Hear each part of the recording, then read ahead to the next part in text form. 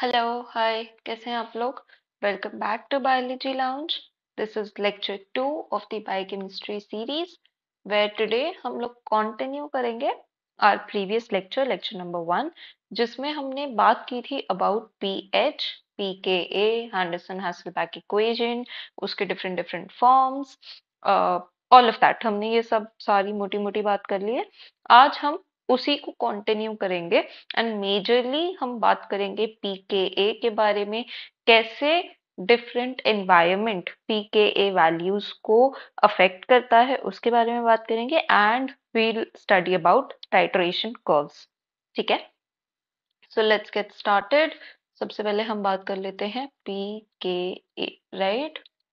PKa हमने पिछले class में भी पढ़ा था कि pKa refers to the number of pKa's that the solute has। पहली चीज तो यही है कि सॉल्यूट का pKa होता है हमेशा, और कितने pKa हैं उस सॉल्यूट के, ये किस पे डिपेंड करेगा, दैट हाउ मेनी प्रोटॉन या electron exchange centers are there in that solute. जितने H पॉजिटिव एक्सचेंज सेंटर्स उस सॉल्यूट में, उस केमिकल कंपाउंड में प्रेजेंट होंगे, उतने ही pKa's उस सॉल्यूट के होंगे।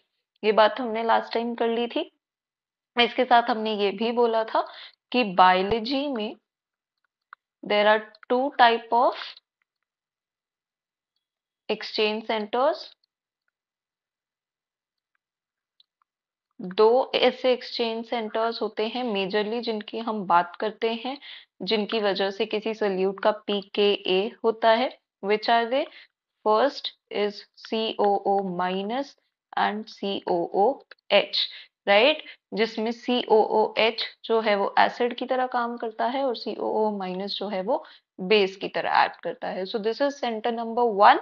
और हमने पढ़ा था कि इस सेंटर का COO माइनस COOH का pKa जो होता है वो हमेशा 7 से कम होता है। ये चीज आपको पता होनी चाहिए। एसिड है, pKa will always be lower than 7, right. Second हमने बात की थी दूसरा centre, which was amino centre. Amino centre क्या है? इसका नाम कार्बोक्सिलिक सेंटर है, ठीक है। अमाइनो सेंटर में क्या होता है? NH2 and NH3 positive, where NH2 is the deprotonated species or the base and NH3 positive is the protonated species or the acid, right? इसका जो pKa होता है वो हमेशा 7 से ज्यादा होता है। ये सारी चीज हमने पिछले लेक्चर में बात कर ली थी। This was just a recap of what we had already studied, correct. आज हम पढ़ने वाले हैं कि कैसे pKa वैल्यू जो होती है वो अफेक्ट होती है बाय द एनवायरनमेंट। तो हम हेडिंग डाल लेते हैं pKa and it's environment, how the environment is going to affect the pKa value। ठीक है, तो सबसे पहले हम देखते हैं effect of nearby electron withdrawing groups. सबसे पहले हम क्या देख रहे हैं कि अगर जो हमारा एक्सचेंज सेंटर है उसके आसपास कोई इलेक्ट्रॉन विथड्रॉइंग ग्रुप प्रेजेंट है तो उसका क्या इफेक्ट होगा। अगर आपको बेसिक केमिस्ट्री पता है, बहुत ही बेसिक वाली केमिस्ट्री पता है, तो आपको ये चीज पता होगी कि अगर इलेक्ट्रॉन विड्रॉइंग ग्रुप आसपास प्रेजेंट होता है तो it facilitates the release of H positive ions. क्यों? क्योंकि वो इलेक्ट्रॉन डेंसिटी को अपनी तरफ खींच लेता है। So the bond between H और जो भी जिसके साथ भी वो बॉन्डेड है वो बॉन्ड वीक हो जाता है, इसीलिए H पॉजिटिव आयन का निकलना आसान हो जाता है। तो अगर इलेक्ट्रॉन विड्रॉइंग ग्रुप आसपास में प्रेजेंट होगा तो जाहिर सी बात है कि H पॉजिटिव का निकलना इजी हो जाएगा। अब हमने एक चीज पढ़ी थी in yesterday's lecture, which was that an acid, sorry, low pKa more power to release H plus. जितना pKa कम होगा उतना इजीली H प्लस रिलीज हो जाएगा, राइट। और आज मैंने आपको क्या बोला कि अगर इलेक्ट्रॉन विड्रॉइंग ग्रुप पास है H प्लस आसानी से निकल जाएगा। दैट मीन्स pKa जो होगा वो लोअर होगा, pKa value will be lower. ठीक है, तो हमने क्या बोला कि इलेक्ट्रॉन विड्रॉइंग ग्रुप के आसपास होने से क्या होता है, जो pKa वैल्यू होती है वो कम हो जाती है। ठीक, अब इसको इन दो मॉलिक्यूल्स के हेल्प से समझेंगे जो मैंने ड्रॉ किए हुए हैं। एक ये मॉलिक्यूल है, ये हमारा एक्सचेंज सेंटर है। आई होप ये तो आपको पता होगा, अभी मैंने रिवाइज भी करवा दिया। इस मॉलिक्यूल का एक्सचेंज सेंटर ये COOH है। अब आप मुझे बताओ इसके आसपास क्या कोई भी इलेक्ट्रॉन विड्रॉइंग ग्रुप प्रेजेंट है? यू मस्ट नो कि H तो कोई इलेक्ट्रॉन विड्रॉइंग ग्रुप नहीं होता, H की कोई इलेक्ट्रोनेगेटिविटी नहीं है कि वो प्रोटॉन को खींचे कि वो इलेक्ट्रॉन को खींचेगी अपनी तरफ। So we can say that there is no electron withdrawing group. अगर इलेक्ट्रॉन विड्रॉइंग ग्रुप नहीं है तो इसका कुछ pKa होगा और इस pKa को कोई अफेक्ट नहीं कर रहा क्योंकि आसपास कोई ऐसा ग्रुप है नहीं। तो हम लेट कर लेते हैं कि इसका pKa है 4.8। ठीक है, अब इस मॉलिक्यूल को देखो, इस मॉलिक्यूल में हमारे पास दो एक्सचेंज सेंटर्स हैं। एक एक्सचेंज सेंटर ये है और एक एक्सचेंज सेंटर ये है। ठीक है, लेकिन मैं अभी इस एक्सचेंज सेंटर की बात कर रही हूँ, इस COOH के बारे में बात करने वाली हूँ। क्यों? क्योंकि मुझे इस मॉलिक्यूल के रेफरेंस से आपको समझाना है। आप देखो कि ये जो COOH का H है इसके पास एक NH2 है और NH2 क्या है? It is an electron withdrawing group. Obviously N की अच्छी खासी इलेक्ट्रोनेगेटिविटी होती है, इलेक्ट्रॉन को विड्रॉ करेगा। तो क्या होगा, इलेक्ट्रॉन को इसने अपनी तरफ खींचना शुरू कर दिया। इसकी वजह से ये जो H है इसका बॉन्ड वीक हो गया, तो H इजीली निकल जाएगा। तो क्या होगा, इलेक्ट्रॉन विड्रॉइंग ग्रुप प्रेजेंट है, easier to release H, तो इसका pKa जो होगा वो लोअर होगा, pKa कम हो जाएगा। तो ये वाला जो COOH है इसका pKa 4.8 की बजाय हो जाता है 2.34। So you see entire structure is same, सिर्फ इस H की जगह हमने यहाँ पे NH2 लगा दिया है which is an electron withdrawing group. उस इलेक्ट्रॉन विड्रॉइंग ग्रुप की वजह से क्या हुआ, इस H का निकलना इजी हो गया। और H का निकलना इजी होना मतलब अच्छा एसिड होना मतलब pKa कम होना। इसीलिए pKa जो इनिशियली 4.8 थी वो इस मॉलिक्यूल की 2.34 हो गई। So that is the effect of electron withdrawing group on the environment. I hope समझ आ गया। Let's move to the next one. अब हम देखने वाले हैं effect of electron donating group.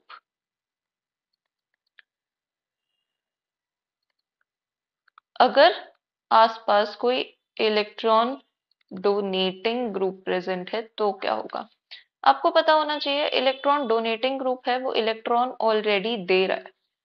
तो इलेक्ट्रॉन जब दे रहा है, इलेक्ट्रॉन डेंसिटी बढ़ रही है तो बॉन्ड स्ट्रॉन्ग हो रहा है। बॉन्ड किससे बना होता है, इलेक्ट्रॉन से ही बना होता है। तो बॉन्ड स्ट्रॉन्ग हो रहा है तो H प्लस को निकालना आसान तो नहीं होने वाला। It will not at all be easier to release H positive. It's like जो ग्लू आपको और किसी और को साथ में बांध रही है, साथ जोड़ रही है, अगर वो ग्लू और कोई आपको दिए जा रहे दिए जा रहे दिए जा रहे तो फिर आप अलग क्यों होगे ना, आप तो चिपके रहोगे। So that is what it is कि एक बॉन्ड किससे बनता है, इलेक्ट्रॉन से बनता है। अगर कोई इलेक्ट्रॉन डोनेटिंग ग्रुप है जो उन्हें और इलेक्ट्रॉन दिए जा रहे दिए जा रहे दिए जा रहे तो वो बॉन्ड और स्ट्रांग होगा। अगर बॉन्ड स्ट्रांग होगा तो H प्लस रिलीज नहीं होगा। इसीलिए whenever an electron donating group is present, the release of H plus becomes very difficult. release of H plus becomes difficult। और हमने कल देखा था कि अगर H प्लस रिलीज नहीं हो रहा दैट मीन्स pKa हायर होगा, because higher pKa means what, higher pKa means weak acid, और वीक एसिड में से H पॉजिटिव को एक्सट्रैक्ट करना हमेशा डिफिकल्ट होता है। So that is the effect of electron donating group। अब इसको हम इसके हेल्प से समझते हैं। इसमें आपके पास एक ये सेंटर है, एक ये सेंटर है, और एक आपके पास ये सेंटर है। We have these three centers, correct. मैं NH2 वाले सेंटर की बात एज सच नहीं करूंगी, मैं आपको इस COO माइनस और इस COO माइनस की बात करती हूँ। ये जो COO माइनस है इसके बिल्कुल पास ये NH2 ग्रुप है, और NH2 अभी हमने देखा it's an electron withdrawing group, पिछली स्लाइड में देखा था। If it is an electron withdrawing group तो इसका pKa कम होगा, pKa को ये कम करेगा। सो इफ आई से कि इसका pKa है 2.34, जैसा कि हमने पिछले क्वेश्चन में भी देखा था। अब हम इस COO माइनस की बात करते हैं। ये वाला COO इस NH2 से दूर है, करेक्ट। तो ये जो NH2 है इसका इफेक्ट इस COO माइनस तक उतना नहीं आएगा, because it is very far away. लेकिन ये जो CH2 इसके जस्ट पास है, ये CH2 क्या है, this is an electron donating group, सबको पता है methyl groups are electron donating group. तो ये इसको इलेक्ट्रॉन दिए जा रहा है, NH2 से इतना इलेक्ट्रॉन ले नहीं पा रहा जितना CH2 से इलेक्ट्रॉन दे रहा है। तो इसकी वजह से क्या होगा, इसका pKa इंक्रीज हो जाएगा, इसका pKa बढ़ जाएगा, it would be 3.8। You understand what happened? Let me write this down for you। इस COO माइनस की बात कर रहे हैं, pKa of this COO minus will increase as the distance from NH2 is more and CH2 is present nearby, correct. अब इस B वाले molecule की बात कर लेते हैं। Again we have three centers, we have this NH2, we have this COO minus and we have this COO minus. ये तो सेम ही रहेगा, इसका pKa तो वही है 2.34, क्योंकि इसकी कंडीशन तो हम सेम ही रख रहे हैं। इसके पास एक इलेक्ट्रॉन विड्रॉइंग ग्रुप है जो EWG में लिख देती हूँ, जो इससे इलेक्ट्रॉन खींचेगा, इसका pKa कम होगा। इस वाले COO माइनस की बात करते हैं। इन दोनों स्ट्रक्चर्स में क्या फर्क है कि इस स्ट्रक्चर में सिर्फ एक CH2 ग्रुप था, यहाँ पे दो CH2 ग्रुप्स हैं। दो CH2 ग्रुप्स मिलके इलेक्ट्रॉन डोनेट करें, और दो CH2 ग्रुप्स होने की वजह से ये जो NH2 है वो और भी ज्यादा दूर हो गया, तो इलेक्ट्रॉन विड्रॉइंग इफेक्ट कम हो गया, इलेक्ट्रॉन डोनेटिंग इफेक्ट बढ़ गया। इलेक्ट्रॉन विड्रॉइंग कम हो गया, इलेक्ट्रॉन डोनेटिंग बढ़ गया, तो उसकी वजह से pKa क्या करेगा, pKa भी बढ़ जाएगा। तो इसका pKa 3.8 से भी ज्यादा होगा, इसका pKa होगा 4.6। So that is how it works. कितना इलेक्ट्रॉन डोनेटिंग ग्रुप पास है, कितना इलेक्ट्रॉन विड्रॉइंग ग्रुप पास है, उस पे pKa वैल्यूज डिपेंड करती हैं, उससे pKa वैल्यूज इन्फ्लुएंस होती हैं। कैसे इन्फ्लुएंस हो रही हैं, आई होप समझ आ गया होगा। Now let's move to the next examples. देखो again we have these two molecules. पहले हम इस मॉलिक्यूल की बात कर लेते हैं। इसमें हमारे पास सिर्फ एक ये एक्सचेंज सेंटर है, ठीक है। सो वी नो कि NH3 जो ग्रुप होता है, अमीनो ग्रुप जो होता है, अमीनो सेंटर जो होता है, उसका pKa हमेशा 7 से ज्यादा होता है। तो इस मॉलिक्यूल का मैं आपको अगर एक pKa दूं तो लेट्स से कि इसका pKa 10.6 है, ठीक है। अब इसके बगल वाले मॉलिक्यूल की बात कर लेते हैं। यहाँ पे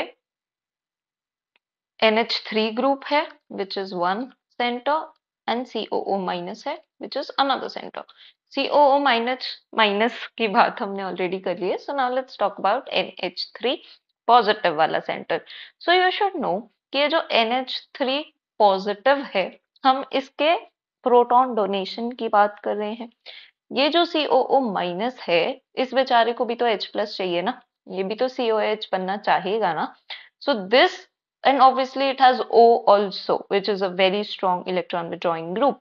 So ये जो COO माइनस है, ये भी तो एक इलेक्ट्रॉन withdrawing ग्रुप की तरह एक्ट करेगा, करेक्ट. और हमें ऑलरेडी पता है इलेक्ट्रॉन विड्रॉइंग ग्रुप अगर पास में है तो it will facilitate the release of protons. Electron withdrawing group present, जो इस केस में क्या है, COO माइनस है, तो it will facilitate the release of H plus. तो जो pKa फर्स्ट मॉलिक्यूल में 10.6 था, वो अब कम होके कितना हो जाएगा, 9.6 हो जाएगा. That is pKa will be lower. कुछ नया नहीं बताया, जो पहले देखा था वही है. इलेक्ट्रॉन विड्रॉइंग ग्रुप पास में प्रेजेंट होगा तो उसकी वजह से क्या होगा, pKa कम हो जाएगा. तो जो pKa पहले 10.6 था वो pKa अब चेंज होके 9.6 हो जाएगा. ठीक है. एंड आफ्टर डोनेशन ये ग्रुप क्या बन जाएगा, it will look like HCNH2 COOH and H. ठीक है. So that is how it works. एक और मॉलिक्यूल देख लेते हैं. दिस इज लाइसिन का structure by the way, just so you know.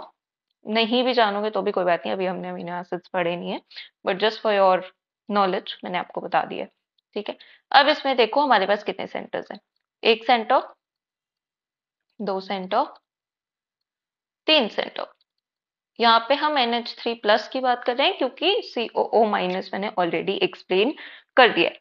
अब अगर मैं बोलूँ इस COO माइनस का pKa आपको गिवन है सपोजिटली 2.3, क्योंकि इसके पास ये NH3 ग्रुप प्रेजेंट है ऑलरेडी.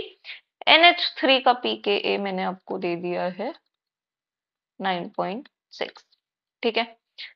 अब इसका pKa बताओ, इसका pKa 9.6 से ज्यादा होगा या कम होगा. Take a moment, think about it and let me know. बहुत इजी है, आपको पता होना चाहिए, सेम ही कॉन्सेप्ट लगेगा. इस मॉलिक्यूल के लिए जब मैं इस NH3 पॉजिटिव की बात कर रही हूँ तो COO minus can act as a electron withdrawing group, but it is very very far away. Electron withdrawing group अपना कोई ज्यादा इफेक्ट दिखा नहीं पाएगा because it is very far away. लेकिन आप ये देखो कि यहाँ पे ये तीन CH2 ग्रुप्स हैं which are electron donating groups. ये भर भर के इस NH3 पॉजिटिव को इलेक्ट्रॉन दिए जा रहे हैं, दिए जा रहे हैं, दिए जा रहे हैं. तो वो अपना प्रोटॉन क्यों लूज करेगा, क्योंकि इलेक्ट्रॉन विड्रॉइंग ग्रुप उससे बहुत दूर है, इलेक्ट्रॉन डोनेटिंग ग्रुप उसके बहुत पास है और वो उसको डोनेट किए जा रहे हैं. तो इसका pKa जो होगा वो बढ़ जाएगा क्योंकि इसके लिए इलेक्ट्रॉन देना मुश्किल हो जाएगा. ठीक है. तो इसका pKa यहाँ पे जो 9.6 था, इसका pKa बढ़ के 10.5 हो जाएगा. रीजन क्या है, that electron withdrawing group is very far. And when I say electron withdrawing group, I am referring to COO minus. Electron donating groups are nearby. When I say electron donating groups, I mean 3CH2s. Right? तो इनका effect बहुत ज्यादा है. So, proton donation becomes difficult. That is, pKa will increase. I hope समझ आ गया होगा. These are just the applications of what we have already studied. ठीक है. और मैं यहाँ पे नाम भी लिख देती हूँ आपके लिए, that this amino acid is lysine. कभी आप रिवाइज करो तो. ठीक. Okay. Next, let's talk about this case. अब इस केस में क्या होगा, कि ये जो NH NH2 पॉजिटिव और NH2 ये तीनों भाई साहब मिलके क्या बना रहे हैं, ये तीनों मिलके एक रेजोनेंस सेंटर बना ले रहे हैं। इस रेजोनेंस सेंटर की वजह से देखो, अदरवाइज हमारा से क्या होना चाहिए, अगर मैं इस NH2 पॉजिटिव की सिर्फ बात करूं, क्योंकि मेरा ये सेंटर है NH2 पॉजिटिव, इस सेंटर की अगर मैं बात करूं तो आप बोलोगे कि मैम ये NH भी है, यहाँ पे ये NH2 भी है, और ये दोनों तो मस्त इलेक्ट्रॉन विड्रॉइंग ग्रुप्स है, ये दोनों तो इससे बहुत सारे इलेक्ट्रॉन्स विड्रॉ कर रहे होंगे, तो NH2 पॉजिटिव का प्रोटॉन डोनेट करना शुड बी वेरी इजी। तो आपका जो pKa है वो कम होना चाहिए, किससे कम होना चाहिए, जो हमने पिछला मॉलिक्यूल देखा है, क्योंकि it was exactly the same accepted, तो 10.5 से कम हो जाना चाहिए, क्योंकि यहाँ पे बीच में इलेक्ट्रॉन विड्रॉइंग ग्रुप्स आ गए जो कि बिल्कुल विसिनिटी में है NH2 पॉजिटिव के।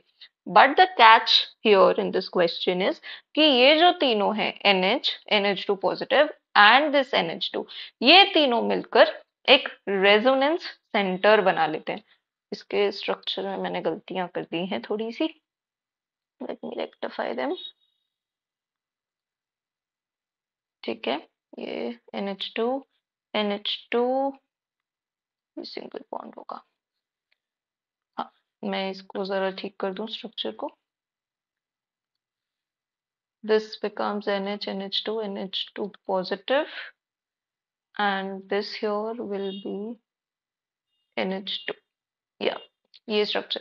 तो ये जो तीनों हैं ये मिलके क्या करते हैं, ये तीनों मिलके एक रेजोनेंस सेंटर बना लेते हैं, मतलब ये अपने इलेक्ट्रॉन्स को यहीं आपस में ही घुमाते रहते हैं।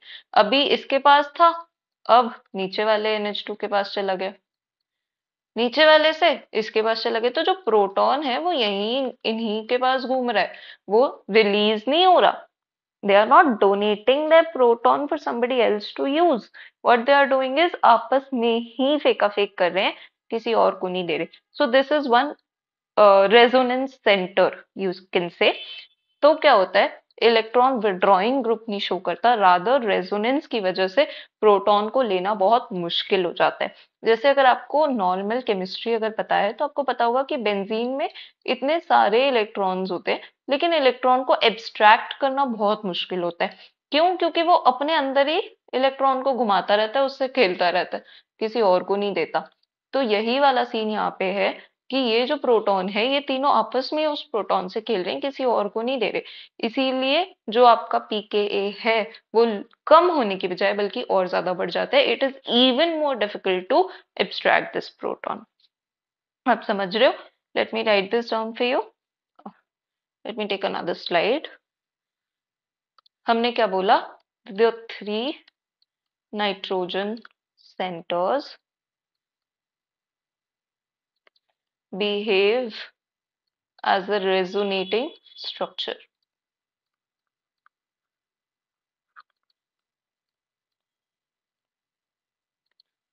making proton abstraction very difficult. बहुत मुश्किल हो जाता है प्रोटॉन निकालना, और जितना प्रोटॉन निकालना मुश्किल है उतना ही pKa ज्यादा है। सो हम बोल सकते हैं 10 pKa will increase, that is it will be more than 10.5। ठीक है, तो इसका जो pKa है वो 10.5 से भी ज्यादा हो जाता है, इसका जो pKa है that comes out to be 12.5। इतना ज्यादा pKa हो जाता है।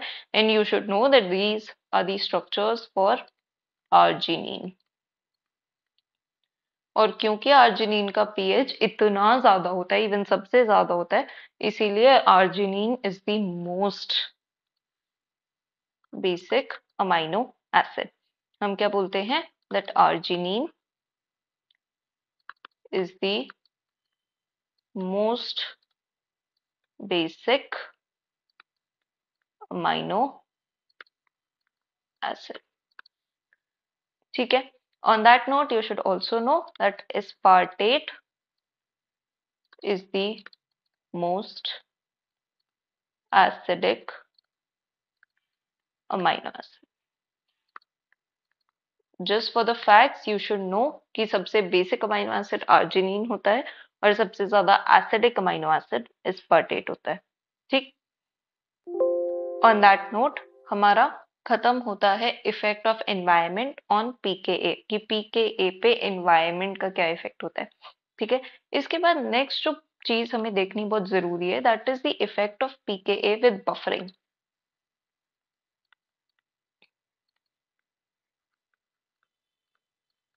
जब बफरिंग होती है, जब पीएच चेंज होता है, तब पीकेए की वजह से क्या चेंजेस होते हैं ये हम समझते हैं। ठीक है, तो दो चीजें, पहली बात तो ऑब्वियसली पीकेए दो सेंटर्स की वजह से होगा, एक होगा COOH COO minus that is the carboxylic centre, एक होगा NH3 positive NH2 which is the amino centre. ये दोनों चीज क्लियर होनी चाहिए। ठीक है, अब हम दो तरह के कर्व्स पढ़ेंगे, एक हम पढ़ेंगे डीप्रोटोनेशन, एक हम पढ़ेंगे protonation. Before going to titration curves, ये दोनों चीजें समझ आनी बहुत जरूरी है, that what is deprotonation curve and what is protonation curve. तो डीप्रोटोनेशन का जो कर्व होता है वो हमेशा अपवर्ड्स होता है। अपवर्ड्स का क्या मतलब है? इफ आई से ऐसे, तो डीप्रोटोनेशन का कर्व हमेशा ऐसे जाता है, ऊपर की तरफ जाता है। प्रोटोनेशन का कर्व हमेशा डाउनवर्ड होता है। डाउनवर्ड से मेरा मतलब क्या है कि अगर ये मेरा कर्व है, सॉरी ये मेरा ग्राफ है जिसपे मुझे प्लॉट करना है, तो प्रोटोनेशन का कर्व हमेशा ऐसे जाता है। ठीक है, so this is the first point. Deprotonation में हमेशा ऊपर की तरफ जाएगा, प्रोटोनेशन का कर्व जब हम ड्रॉ करते हैं तो हमेशा नीचे की तरफ करते हैं। Deprotonation, proton is lost. Protonation, proton is gained, या फिर species is protonated। ठीक है, तीसरी चीज जो दोनों के लिए कॉमन है, that center of the plateau is always pKa। यहाँ पे भी center of the plateau is always pKa। Centre of the plateau से मेरा मतलब क्या है कि इस कर्व का जो सेंटर होगा वो pKa होगा, इस कर्व का भी जो सेंटर होगा वो pKa होगा। यहाँ पे हम pH रिप्रेजेंट करते हैं, यहाँ पे भी हम pH रिप्रेजेंट करते हैं। ठीक है, आ गया यहाँ तक। अब let's talk about deprotonation curve first in detail. ठीक है, डीप्रोटोनेशन कर्व। अब एक चीज देखो, डीप्रोटोनेशन कर्व से हम क्या बोल रहे हैं? दोनों स्पीशीज की बात करेंगे। सबसे पहले बात कर लेते हैं अबाउट COOH COO माइनस वाले सेंटर की कर्व की। ठीक है, अब देखो, इफ आई से, इसमें आपका फर्स्ट लेक्चर का बहुत तगड़ा रोल आने वाला है, सो आई होप कि सब उसको पढ़ के रिवाइज करके आए। COOH COO माइनस ये वाले सेंटर की हम बात करें, डीप्रोटोनेशन कर्व है तो अपवर्ड्स जाएगा, तो ऐसा कर्व बनेगा। ठीक है, बीच में जो प्लेट्यू होगा that will be pKa। pH हमें पता है कि COOH COO माइनस की जो pKa वैल्यू होती है वो हमेशा 7 से कम होती है, तो 7 will be at the top of the graph. pH यहाँ पे क्या हो रहा है? डिक्रीज हो रही है, 7 6 5 4 लाइक दैट। ठीक है, 1 2 3 4 5 6 7। ओके, अब आप एक चीज देखो, यहां तक मतलब अगर मैं इस पॉइंट की बात कर लूं तो इस पॉइंट पे pH is less than pKa, क्योंकि pKa इज दिस pH और इस पॉइंट की pH ये है। That means pH of this particular point is less than that of pKa. और आपको पता होना चाहिए that when pH is less than pKa तो क्या होता है, हमेशा प्रोटोनेशन होता है। और ये आपको पिछले लेक्चर अगर आपने देखा है तो आपको पता होगा that protonation will occur। Protonation अगर होगा तो COH और COO माइनस में से कौन सी स्पीशीज प्रोटोनेटेड है? COOH obviously. तो इस पॉइंट पे COOH ज्यादा होगा COO माइनस से। क्यों? क्योंकि प्रोटोनेशन हो रही होगी। This is about point A, इसको हम पॉइंट ए नेम कर देते हैं। ठीक है, आ गया। इसके बाद हम एक और पॉइंट ले लेते हैं। सपोजली हमने ये वाला पॉइंट लिया, इस वाले पॉइंट को हमने नेम कर दिया इस पॉइंट बी। अब आप देखो इस पॉइंट का पीएच ये कुछ होगा, पीकेए ये था, पीएच ये है, मतलब pH is more than pKa for point B. Point B के लिए मैं क्या बोल सकती हूँ, पीएच ज्यादा है पीकेए से। और पिछले लेक्चर जिसने देखा है उसे पता होगा कि जब पीएच पीकेए से ज्यादा होता है तो डी प्रोटोनेशन होती है। डी प्रोटोनेशन अगर होगी दैट मीन्स COO माइनस ज्यादा होगा एज कंपेयर टू COOH, क्योंकि सारे COOH की डी प्रोटोनेशन हो गई और COO माइनस बच गया। So that is the deprotonation curve for COOH, COO minus. I hope it's understood. Next, let's check this out for the amino center. ठीक है, बी पार्ट के लिए देख लेते हैं NH3 पॉजिटिव एंड NH2। इसका कर्व देखते हैं कैसे बनेगा। अगेन यू शुड नो कि इसकी pKa हमेशा 7 से ज्यादा होती है, तो 7 नीचे आएगा, pH जो होगा वो इंक्रीज कर रहा होगा ऊपर की तरफ। डीप्रोटोनेशन कर्व है तो ऑब्वियसली अपवर्ड जाएगा, बीच में pKa होगा।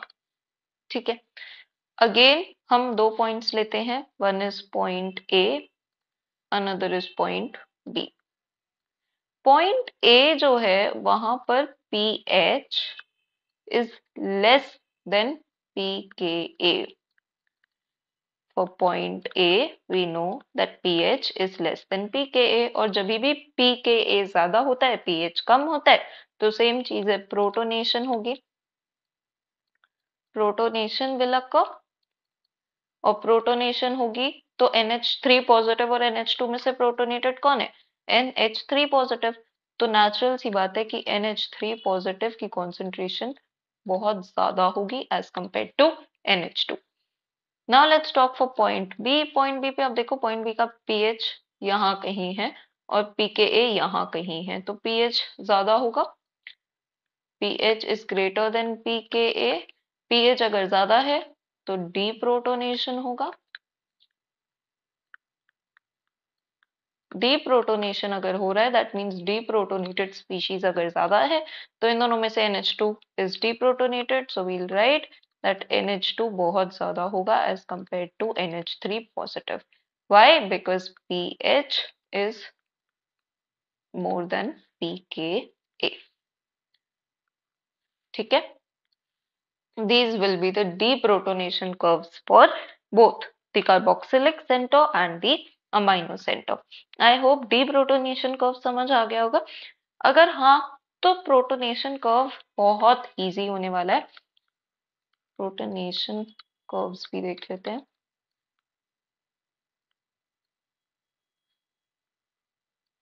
Protonation curves again for COOH, COO minus carboxylic center. Let's draw it.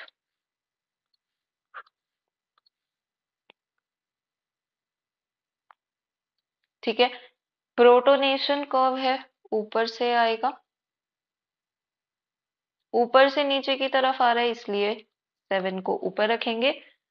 अब आप देखो बीच में आपके पास pKa होगा, क्योंकि ये मैंने आपको बोला था दोनों के लिए सेम होता है, प्रोटोनेशन एंड डीप्रोटोनेशन के लिए।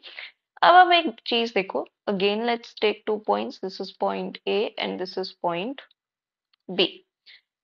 ये pKa है, पॉइंट A की बात कर लेते हैं। पॉइंट A पे आप देखो क्या होगा, pH ज्यादा है या pKa ज्यादा है? pKa ज्यादा है, करेक्ट।